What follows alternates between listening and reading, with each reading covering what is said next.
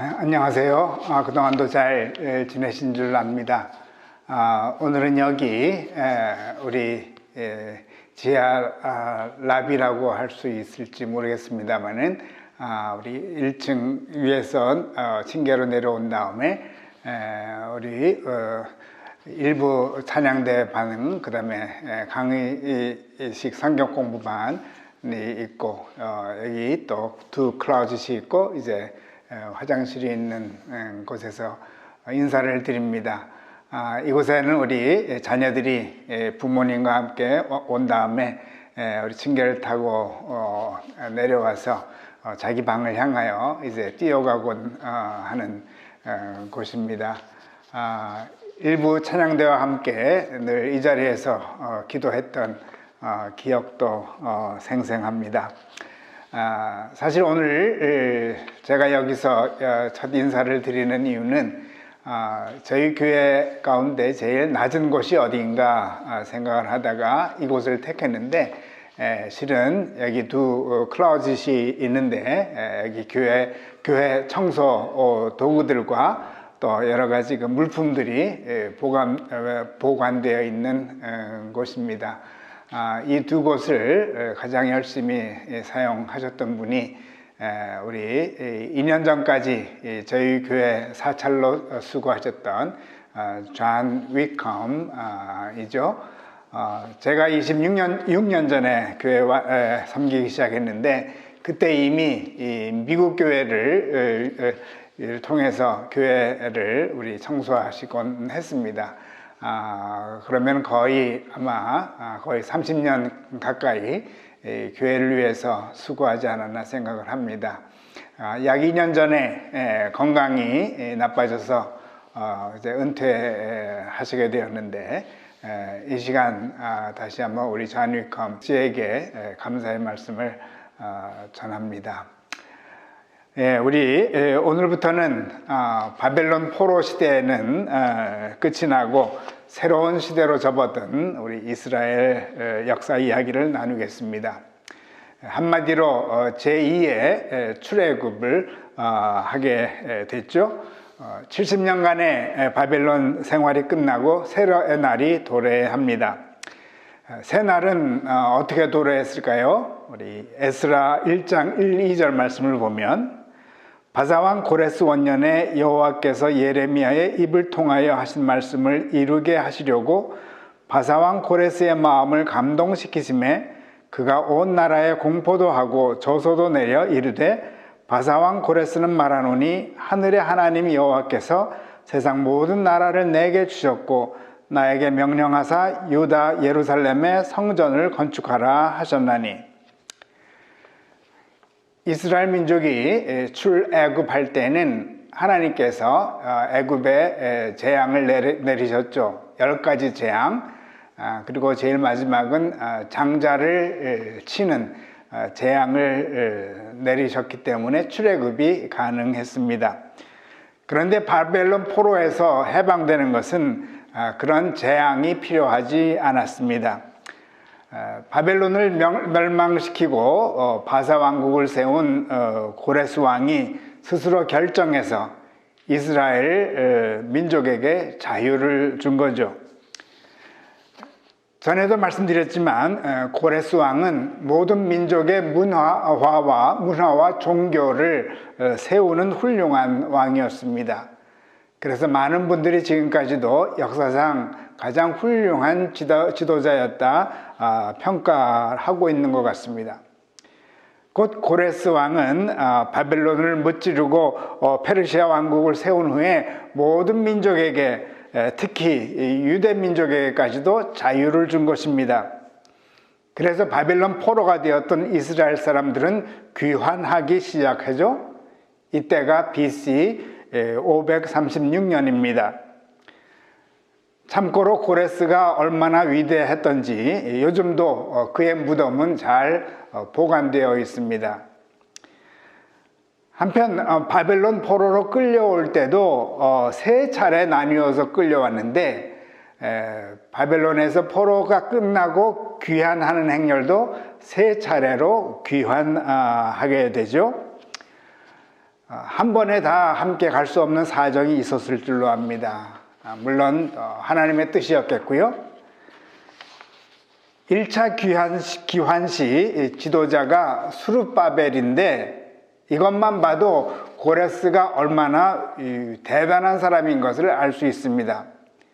고레스가 스룹바벨을 유대 총독으로 임명한 것이죠.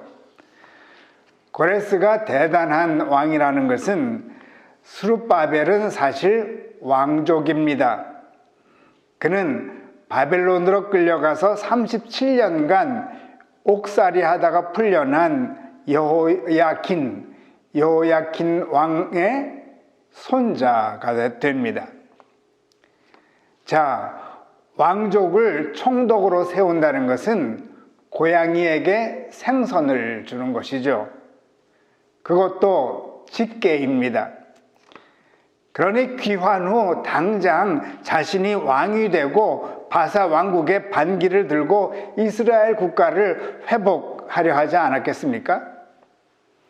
이런 모든 위험을 무릅쓰고 스룹바벨을 총독으로 세웠다는 것은 고레스의 배짱 아니면 위대함을 나타내주고 있다고 볼 수 있습니다. 물론 왕족을 총독 삼는 것이 도리어 나라를 안정시키는데 도움이 될 수 있어서 그랬을 수도 있습니다.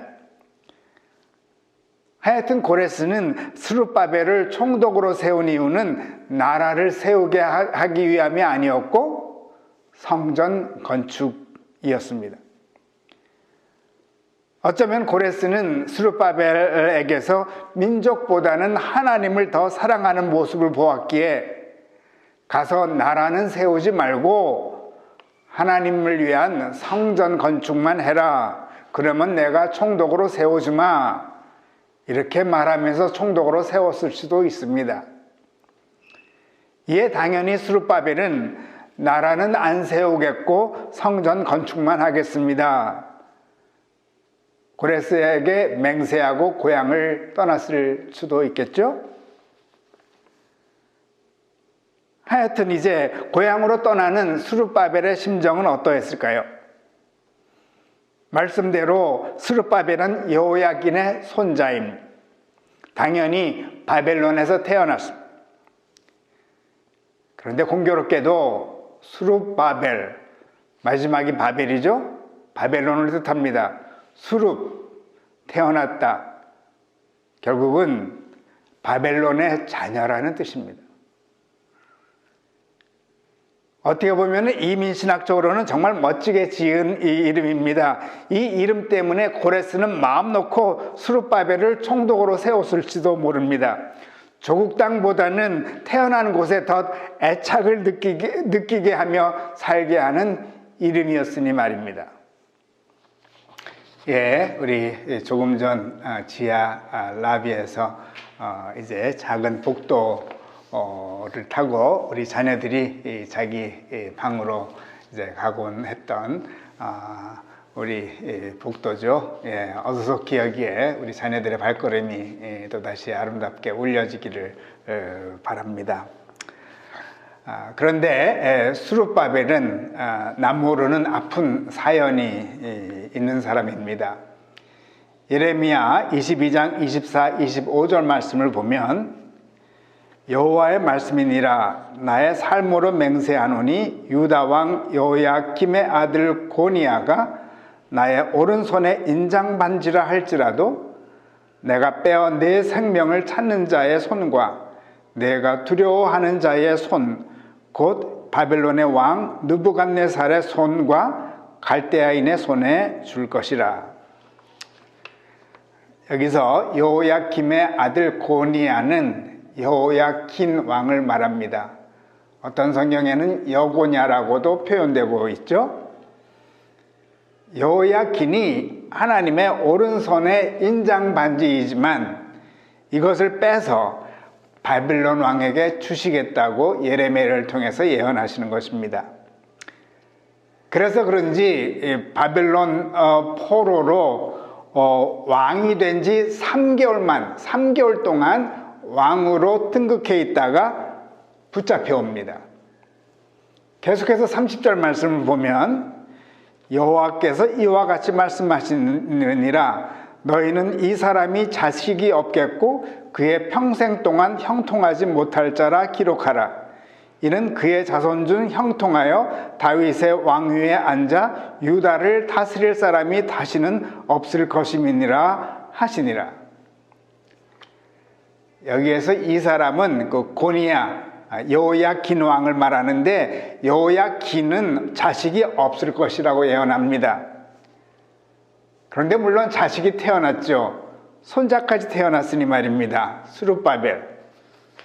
무슨 뜻일까요? 여호야긴의 자식들은 저주받은 자들이라는 것입니다. 태어났지만 이미 죽은 자들이라는 것입니다. 그러기에 다윗의 왕위를 이을 자는 없을 것이라고 예레미야는 예언하고 있는 것입니다. 스룹바벨은 이런 예언 가운데서 태어난 것입니다. 태어났지만 죽은 자로 태어난 것입니다. 아마 그러길래 스룹바벨의 아버지는 아들의 이름을 스룹바벨, 바벨론의 자녀라고 짓는 게 더 마음이 편했을지 모릅니다. 이스라엘의 자녀가 아니니 말입니다. 하나님으로부터 이미 저주를 받았는데 차라리 바벨론의 자녀가 되어 멋지게 살게 될 것을 더 바라는 마음이 있었을 수도 있습니다. 이러한 아주 최악의 여건에서 태어났지만 스룹바벨은 도리어 말씀 가운데서 소망을 잃지 않고 살았던 것 같습니다. 하루하루 성실히. 전에도 말씀드렸지만 이스라엘 민족이 바벨론 포로시 얻은 것은 말씀, 회당, 랍비였습니다. 이 당시 이미 회당도 세워져 있었습니다. 가까운 회당에 가면 랍비의 말씀을 듣게 됩니다. 최악의 환경 가운데서도 하나님의 말씀 안에 있는 하나님의 약속을 의지하고 또 의지하게 되었던 것 같습니다. 그래서 도리어 많은 사람들에게 칭찬받는 훌륭한 삶을 살고 있었을 것입니다. 신학자 칼바트가 한 유명한 말이 있죠. 한 손에는 성경을, 한 손에는 신문을. 신앙인들은 성경을 보아야 하지만 아울러 세상 일도 잘 분간하여야 함을 잘 설파해 주는 말입니다. 저의 상상입니다마는 스룹바벨도 한편으로는 말씀을 깊게 공부하면서 한편으로는 바벨론의 여러 정황을 늘 살펴보았을 줄로 압니다.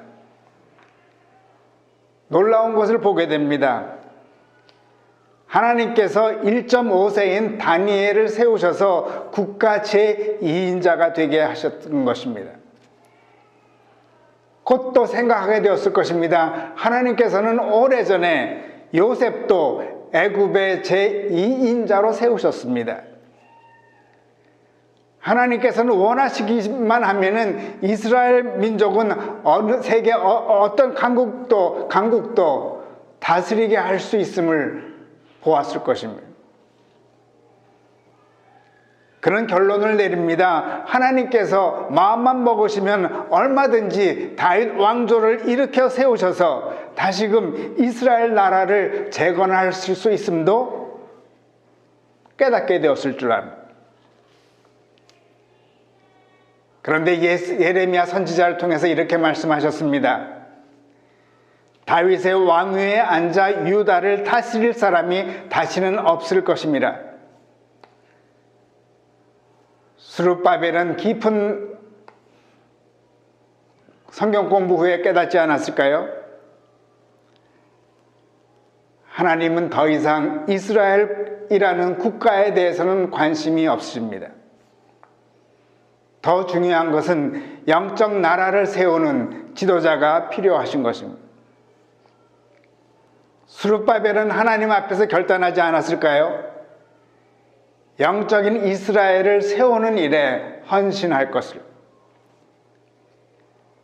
그런데 마침 고레스가 자기를 부르더니 유다 총독으로 임명하면서 예루살렘 성전을 건축하라고 합니다.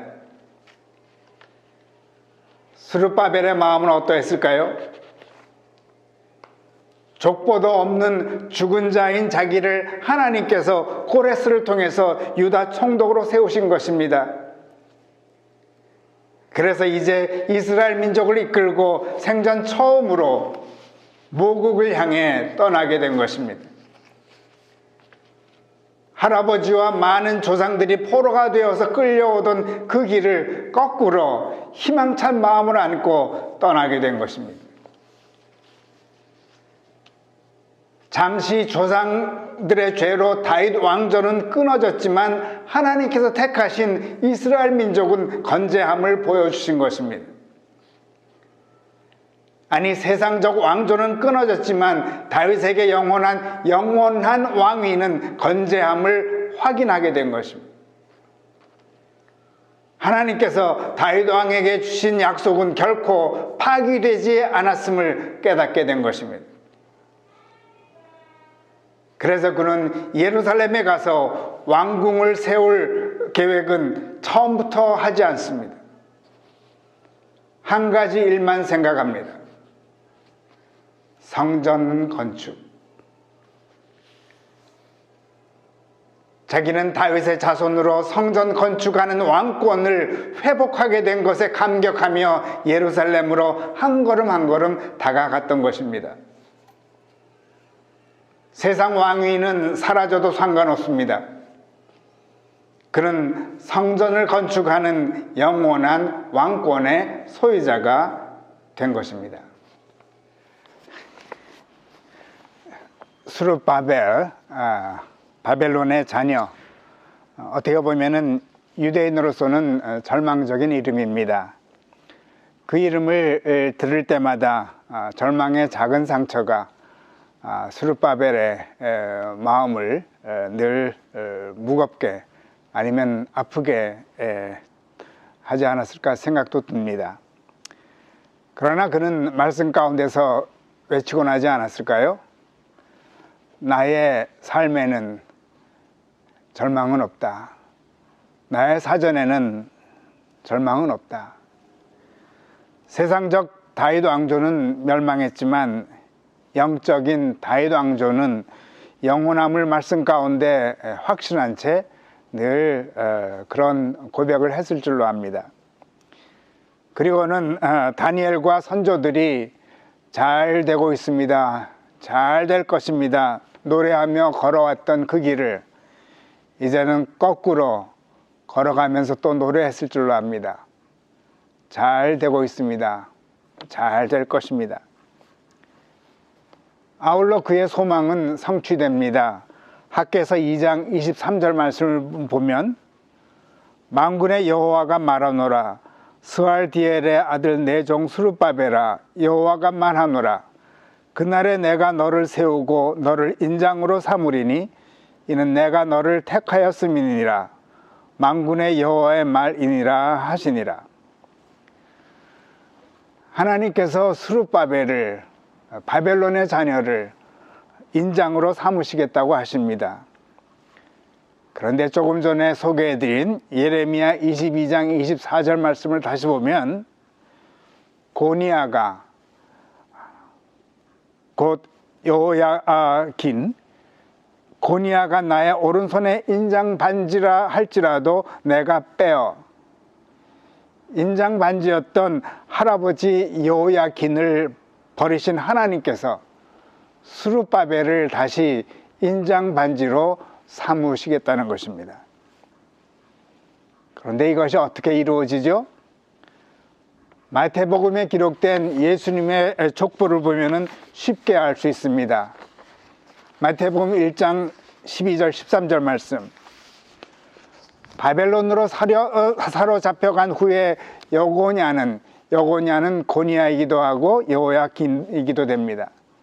여고냐는 스알디엘을 낳고 스알디엘은 스룹바벨을 낳고 스룹바벨은 아비훗을 낳고 스룹바벨은 예수님의 조상이 됩니다. 물론 스룹바벨 덕분에 할아버지 여호야긴도 족보에 들어가고요.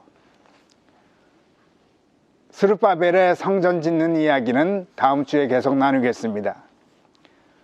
스룹바벨이 예레미야의 저주에도 불구하고 하나님의 인장 반지가 될 수 있었던 이유는 말씀을 믿고 외친 것이 아닐까요? 나의 사전에는 절망은 없다. 이것이 스룹바벨의 르호봇의 노래였을 줄로 압니다. 매일 아침 우리에게는 두 가지 길이 주어집니다. 절망으로 향하는 길, 희망으로 향하는 길. 스룹바벨은 매일 아침 희망으로 향하는 길을 택했습니다. 자기의 이름에도 불구하고 그는 르호봇의 노래를 불렀습니다.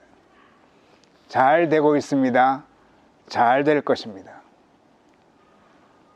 남은 한 주도 매일매일 희망의 길을 선택하여 걸어가십시다. 르호봇의 노래를 부르며 스룹바벨의 노래가 열매 맺게 된 것처럼 우리들의 노래도 열매 맺게 될 줄로 압니다. 감사한 것은 기도 후에 장라나 장리나 우리 두 자매가 르호봇의 노래를 불러주시겠습니다. 기도드리겠습니다. 주님 감사합니다. 오늘부터 이제 바벨론의 시대는 끝나고 새로운 제2의 출애굽의 시대를 맞이한 이스라엘 민족의 역사를 나누게 되었습니다. 우리 코로나의 어려운 가운데서도 정말로 우리 또 다른 새로운 시대가 열릴 것을 꿈꾸며 저희들 그동안 오랫동안 함께 우리 르호봇의 이야기를 나눴습니다. 스룹바벨이 그 어떤 상황 가운데서도 절망의 길을 택한 것이 아니라 희망의 길을 택한 것처럼 저희들도 말씀 가운데서 약속을 의지하고 늘 희망의 길을 선택할 수 있도록 그동안도 축복하여 주셨음을 인하여 감사드립니다. 아버지 하나님, 저희가 하늘나라에서 주님을 새롭게 만나볼 때까지 늘 이 땅 위에서 희망의 길을 늘 걸어가는 저희들 되게 도와주시고 그 희망의 길을 굳게 붙들고 있는 하나님의 약속을 늘 믿고 그 약속에 감격하며 기쁨과 눈물을 흘리며 저희들 하루하루 승리하는 저희들 되게 도와주옵소서. 우리가 걸어가는 그곳에 르호봇의 노래를 아름답게 부르는 저희들 되어서 저희들의 노래를 통해서도 이웃들도 하나님의 영광, 그리스도의 놀라운 축복의 세계를 맛보는 저희들의 삶이 되게 축복하소서. 우리들에게 새롭게 르호봇의 노래를 늘 부를 수 있는 축복을 허락하여 주시는 주님께 감사드리올 때 예수 그리스도 이름으로 기도드립니다. 아멘.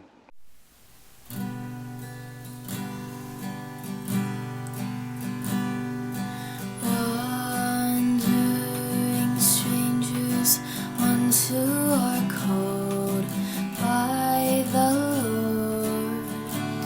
Now they follow the Lord's promise and provision.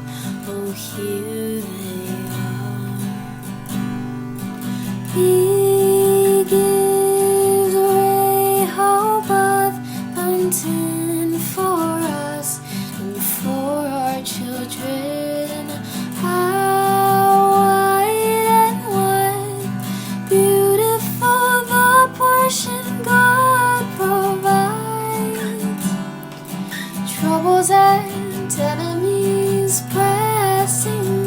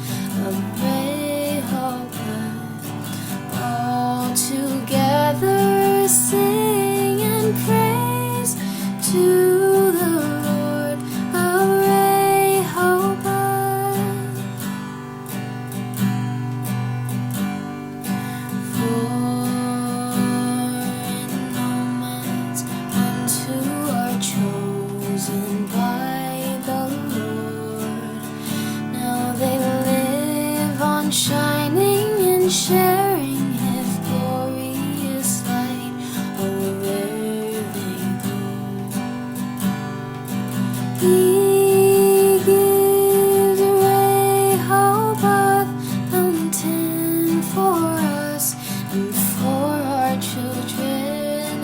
How white and white, beautiful the portion God provides.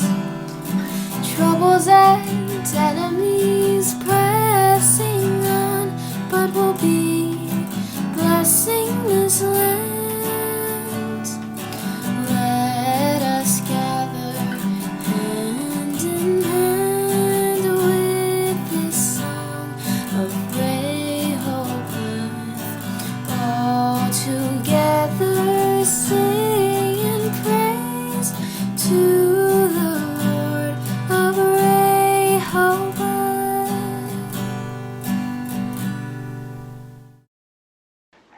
감사합니다. 또 다음 주에 또 뵙겠습니다. 안녕히 계세요.